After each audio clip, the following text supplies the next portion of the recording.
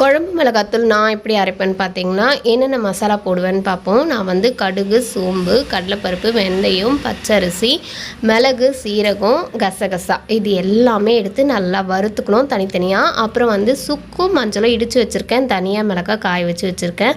இப்போ வந்து சோம்பு வந்து நான் 50 கிராம் எடுத்திருக்கேன். மற்றது எல்லாமே 100 கிராம். மிளகு, சீரகம், அந்த கடுகு இது எல்லாமே 100 கிராமு.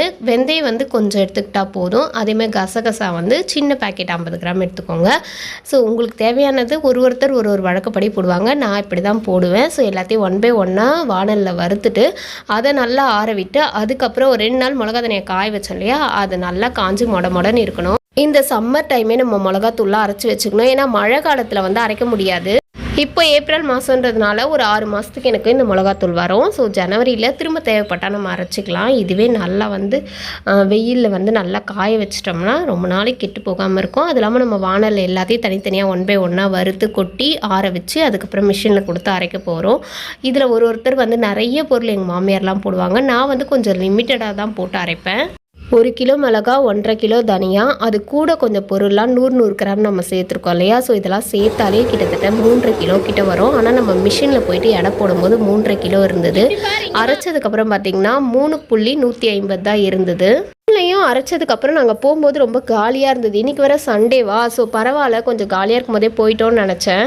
அதுக்கப்புறம் வந்த எல்லாருமே மிளகா தனியாக தாங்க எடுத்துகிட்டு வந்தாங்க. கிட்டத்தட்ட மிளகா தனியாக அரைக்க போனால் 1 ஹவர் ஆகிடும். ஏன்னா அவங்க காய வச்சு தான் கொடுப்பாங்க. அரைச்சதுக்கப்புறம் பக்கெட்டில் போட மாட்டாங்க. கொஞ்சம் நேரம் காய வச்சு காத்தாரி அது சூடாக இருந்தால் பூரணம் வந்துடும் இல்லையா, அதுக்காக கொஞ்ச நேரம் நாங்கள் வெயிட் பண்ணிகிட்டு இருந்தோம்.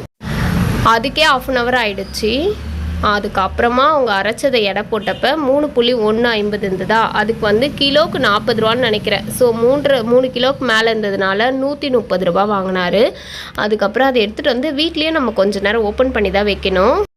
அப்போ அது நல்லா காற்று ஒரு நாள் ஃபுல்லாக நைட்டு ஃபுல்லாக ஓப்பன் பண்ணி வச்சிட்டோம்னா அந்த பூரணம் வராது, அந்த ஹீட் எல்லாம் வெளியே போயிடும். அதனால் மிளகாத்தூள் கெட்டு போகாமல் நல்லாயிருக்கும். இது கிட்டத்தட்ட 6 மாதத்துக்கு வரும் எனக்கு.